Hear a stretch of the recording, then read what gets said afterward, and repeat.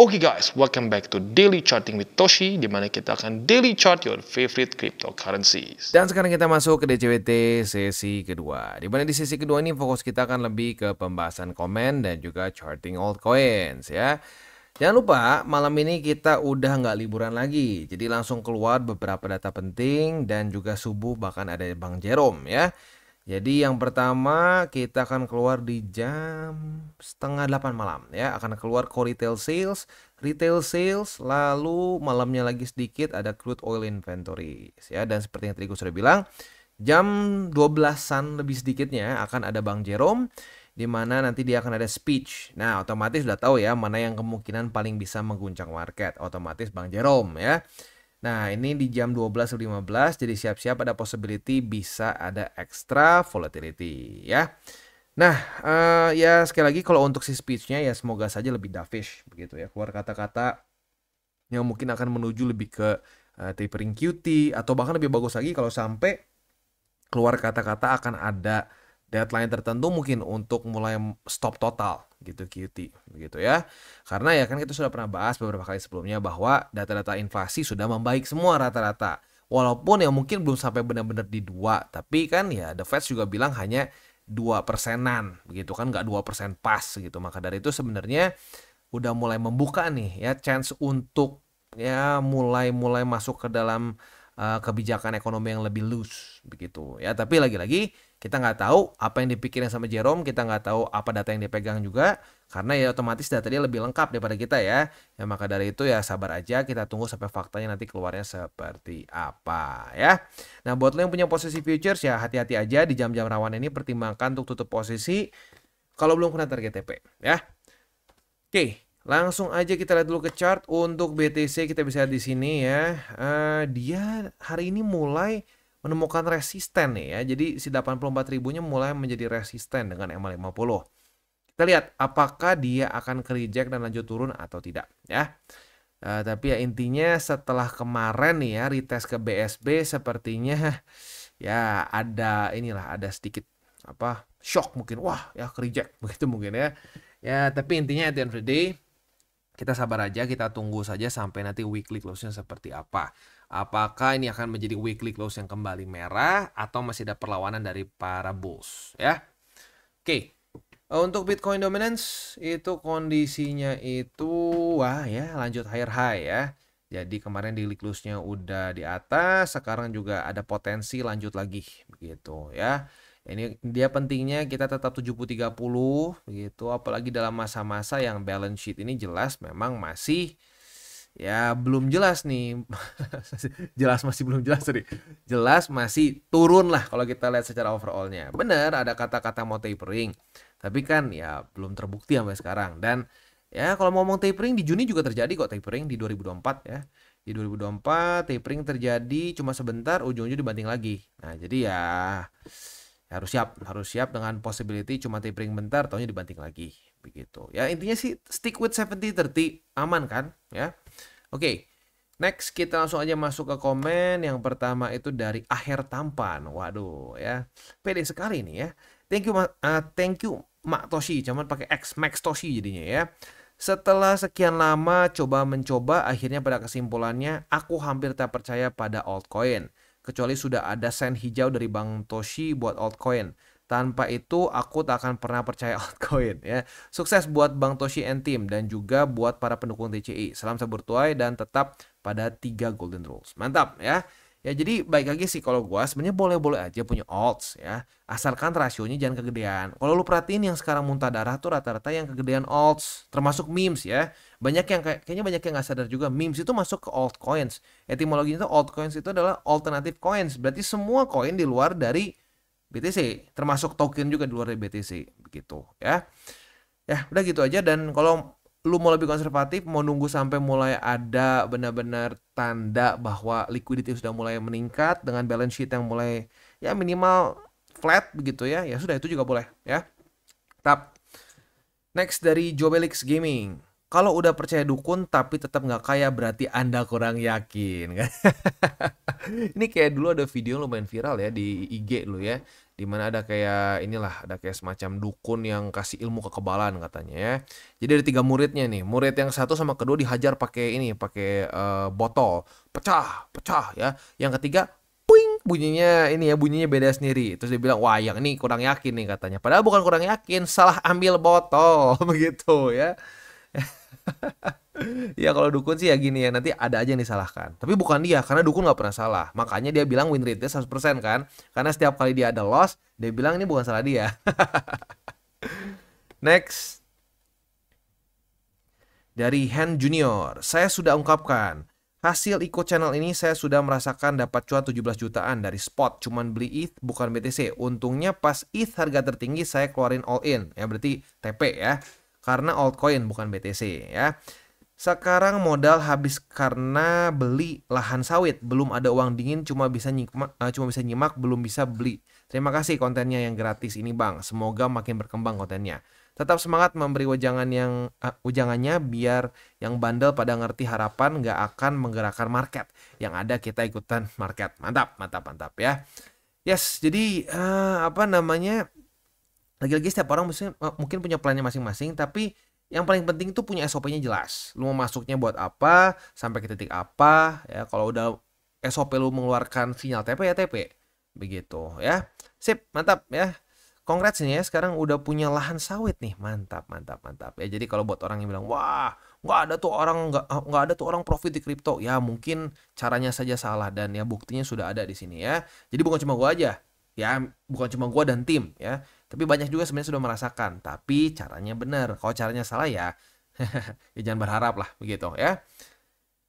Next, wow, thank you. Ada super thanks dari Bro Sandi Haryono ya. Nah, seperti yang kita sudah sering bahas ya, di TCI tidak ada namanya grup berbayar, konten berbayar atau apapun juga. Jadi semua konten yang lo nikmatin di TCI ini semuanya for free. Ya, jadi bagi lu yang menggunakan link referral kita di bawah dan juga super thanks seperti ini sangat membantu sekali perkembangan dari TCI. Jadi sekali lagi thank you untuk Bro Sandi ya. Next. Dari Diandri 20 ya. Terima kasih buat Bang Toshi yang sudah memberikan ilmu-ilmu dan wejangannya. Saya subscriber channel Bang Toshi dari 2024. Dari awal 2024 ya.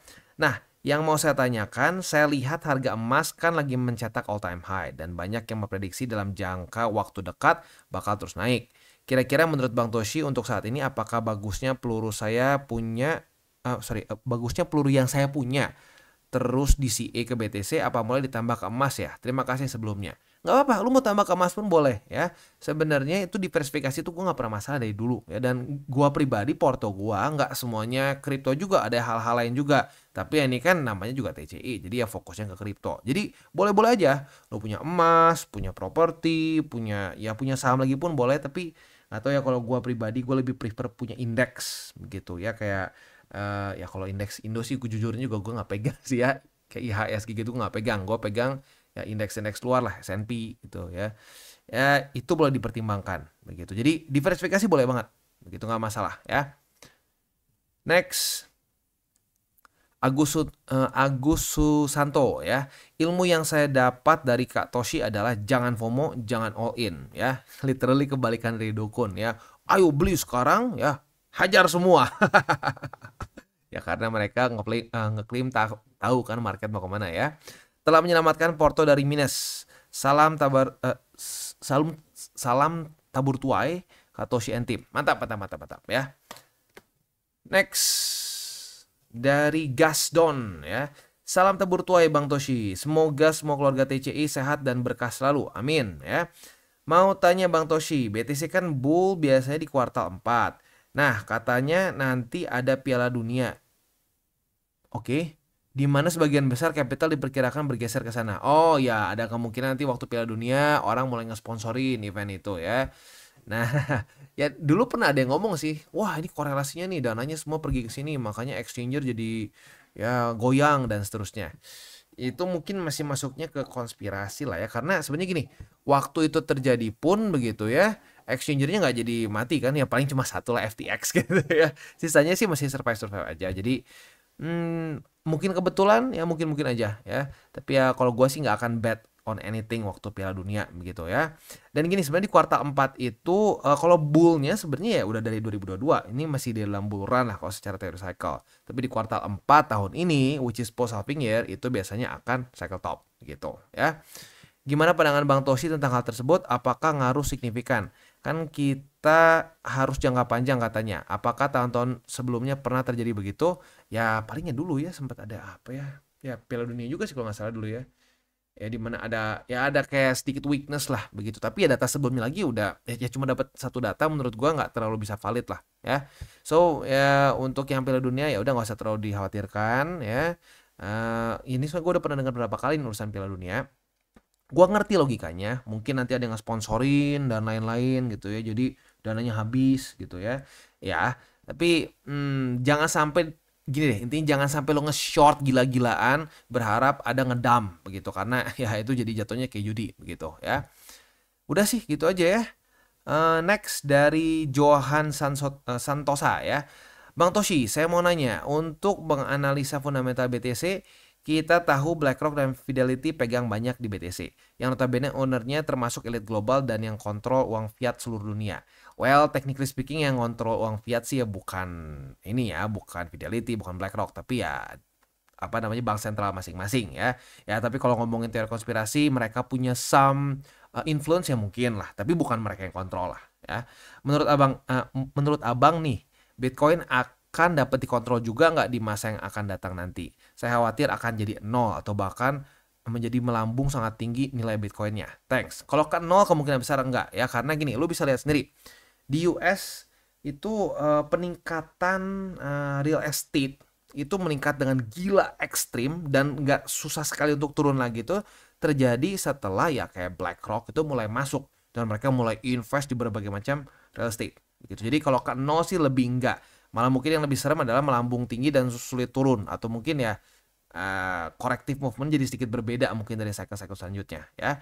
Nah tapi gini, kalau kita berpikir bahwa apakah dia akan bisa mengontrol 100% gitu ya pergerakan BTC, enggak sih menurut gua, karena seperti kita sudah bisa lihat di sini ya, sirkulasi BTC itu sudah berapa persen sih? Ini sudah 94,53% dan BlackRock literally baru dari berapa lalu ya?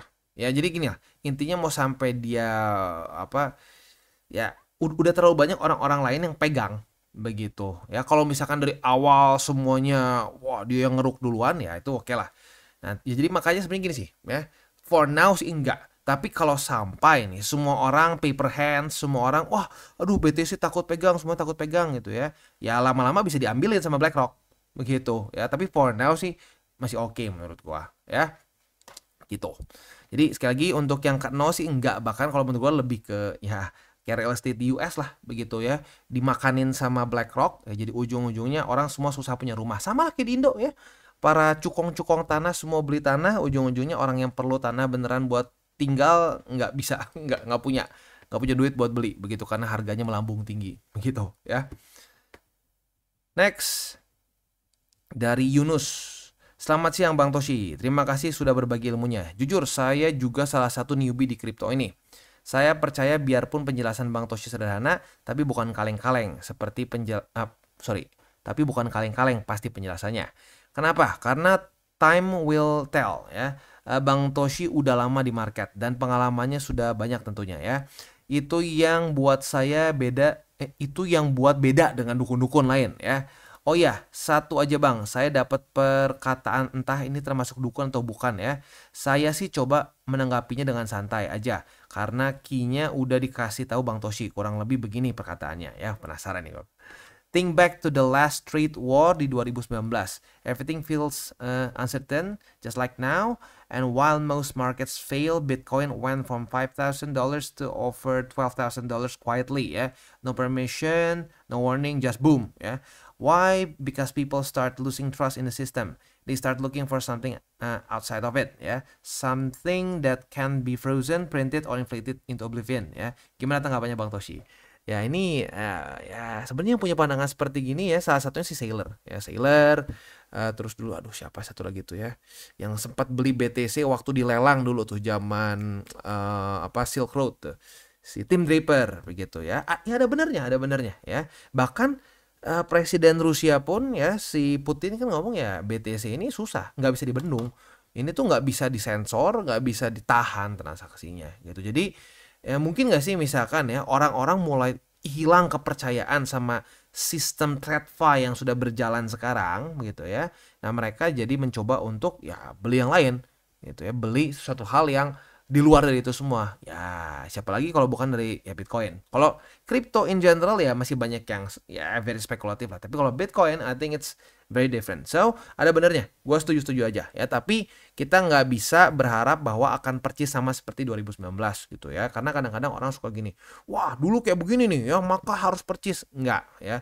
Market seringnya berirama, bukan ngejiplak percis begitu. Jadi ya ada bedanya ya kalau ngejiplak percis sama berirama. Jadi kalau berirama tentunya akan ada slight tweaknya begitu. Ada tweak-tweak yang berbeda sehingga jadi nggak akan sama percis begitu. Tapi garis besarnya mirip. Gitu. Jadi overall gue cukup setuju lah sama statement seperti ini ya. Ada saja kemungkinan orang-orang akan mulai muak dengan sistem ya TradFi yang sudah berjalan selama ini ya, dengan segala macam intrik politik dan lain-lainnya. Nah mereka akan mulai mengadopsi ya bisa dibilang financial system yang berbeda gitu ya. Next dari Muhammad Dafdal ya. Muhammad Afdal, ya ampun ya, kalau disatuin gini gue pusing kadang-kadang ya. Aku newbies bang, mau nanya, makroekonomik di kuartal dekat all time high 2025 ini lebih bagus atau lebih buruk dibandingkan 2021 kemarin? Terima kasih. Apanya nih maksudnya? Ya, lebih bagus atau lebih buruk tuh maksudnya persentasenya atau gimana? Kalau ngomongin persentase, dari cycle ke cycle akan terus berkurang begitu karena berat di market cap ya. Nih kayak kita lihat di sini lah ya, BTC. BTC dari cycle yang nih ya. Ini kan dari bottom sini sampai ke sini ya. Ini persentasenya akan lebih besar ya dibandingkan dengan yang sekarang-sekarang. Nih kayak kita bisa di sini basically ngepam 56.792% ya. Nah, di sini ya selanjutnya di cycle yang selanjutnya tuh di sini ini bottomnya kurang lebih sampai ke topnya itu 15.000 ya. Nah, sementara selanjutnya lagi dari sini ya sampai ke sini berkurang lagi kan, cuma 2.800. Jadi ya akan terus berkurang. Kenapa ya? Karena akan selalu diminishing return. Itu aset semakin besar market cap-nya maka ya dia lebih sulit untuk naik. Tapi berita bagusnya apa? Lebih sulit juga untuk turun. Begitu. Kalau zaman dulu tuh ya bear market sekalinya muntah darah tuh muntah benar-benar wah ya benar-benar lu pusingnya ekstrim lah gitu ya. Kita bisa kayak contoh di sini kita bisa lihat ya. Itu minus bisa sampai ya 89 mendekati 90 lah. Ya kemarin cycle kemarin ya bear marketnya itu cuma ya masih gede sih tapi maksudnya signifikan lebih oke 70-an. Nah, apakah kedepannya BTC akan boring gitu ya, akan mungkin lebih mendekati ke emas? Maybe dan trajektorinya mungkin setelah berapa cycle lagi ya mungkin saja bisa sampai ke posisi itu begitu ya. Oke. Beres itu kurang lebih untuk pembahasan komen pada hari ini. Selanjutnya kita masuk ke buy limit. Tetapi sebelum kita masuk ke buy limit seperti biasa gue akan disclaimer dulu bahwa semua konten dari TCI bukan financial advice. Ini semua bentuknya adalah edukasi ya. Dan untuk hari ini ya sponsor kita adalah Wobby ya. Buat lo yang sudah sering nonton DCWT sesi kedua kemungkinan besar sudah familiar dengan Wobby ya. Karena Wobby ini ya apa namanya ya kita cukup sering pakai untuk DCWT sesi kedua ya. Nah, jadi sebenarnya Wobby ini adalah suatu platform untuk kita trade futures ya in general untuk lebih ke futures. Nah, tapi yang unik dari Wobby ini adalah mereka itu ada AI Buddy ya. Nah, si AI Buddy-nya ini kita bisa pakai untuk membantu kita buka posisi begitu ya. Ada berbagai macam jenis. Ada yang dari fokusnya lebih ke koin-koin yang sedang meroket dengan resiko yang medium misalkan ya. Lalu ada yang fokusnya di altcoin tapi resiko cenderung rendah dan banyak lagi ya. Bahkan ada juga yang very konservatif di mana dia itu fokusnya hanya di BTC saja, low risk dan juga medium dan juga long term gitu. Jadi kita bisa coba untuk menggunakan AI untuk kita bantu trade kita ya. Dan selain itu juga buat lo yang pengen trade manual juga bisa dilakukan di sini begitu ya. Nah, buat lo yang belum pernah pakai Wobby ya boleh pertimbangkan untuk menggunakan link reflector di bawah ya. Karena kalau lo cuma biasa masuk, bener ada promo rebate voucher ya. Nah, tetapi kalau menggunakan referral code Toshi Crypto, sekali lagi Toshi Crypto atau kalau mau lebih gampangnya sih ya tinggal pakai aja link di bawah and then bisa berubah dari $100 menjadi ke 250 USD. Ya, jadi buat lo yang tertarik dan belum pernah trade di Wallby, boleh pertimbangkan untuk menggunakan link refleksi di bawah dan mulai trade di Wallby. Oke, dan yang pertama kita masuk dulu ke Cardano. Untuk Cardano ini lumayan enak sih sebenarnya ya. Posisi long kita udah kena target TP waktu itu ya, lebih tepatnya ya kemarin sih ya. Target TP-nya kena posisi long. Nah, karena kemarin lusanya itu retest juga ke EMA 20 sebagai resisten, jadi otomatis kebuka short juga. Jadi posisi long profit kena target TP, posisi shortnya juga kena lagi. Jadi ya asik ya, double profit sekitar 2%, 2%. Not bad ya. Nah, selanjutnya untuk posisi spotnya. Untuk spotnya sayangnya satu jebol. Jadi untuk sekarang Cardano posisi spotnya tinggal di angka 0,55634 ya.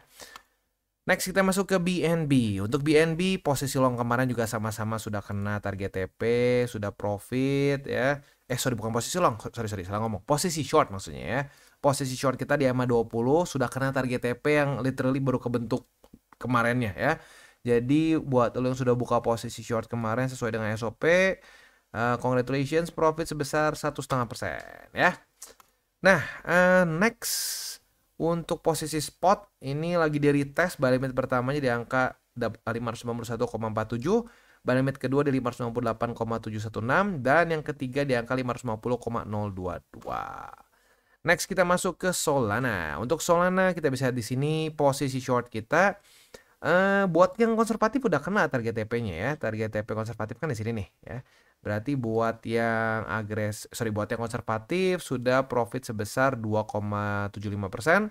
Buat yang agresif ya, buat yang agresif di EMA 20 masih belum kena ya. Jadi itu kurang lebih untuk posisi shortnya. Tapi buat lo yang agresif pun mungkin boleh dipertimbangkan ya. Karena malam ini ada Bang Jerome nih ya. Kalau sampai lo masih nekat juga ya sebenarnya bebas aja sih. Tapi ya minimal pasang SL deh kalau sampai lo masih tetap membuka ya. Oke, untuk posisi spot ada di EMA 20 yang confluence dengan 121,16, lalu 119,6 dan 116,46 ya. Itu kurang lebih untuk setup di DCWT sesi kedua ini. Dan sebelum kita tutup, gua gak pernah bosan-bosan untuk mengingatkan lagi 3 golden rules. Jangan pakai uang panas, jangan over leverage, berpikirlah jangka panjang. Dan yang terakhir apa?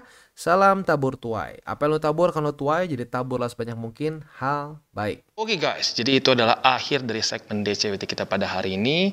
Dan jangan lupa bagi kalian yang merasakan manfaat dari segmen ini, jangan lupa untuk share ke teman-teman kalian.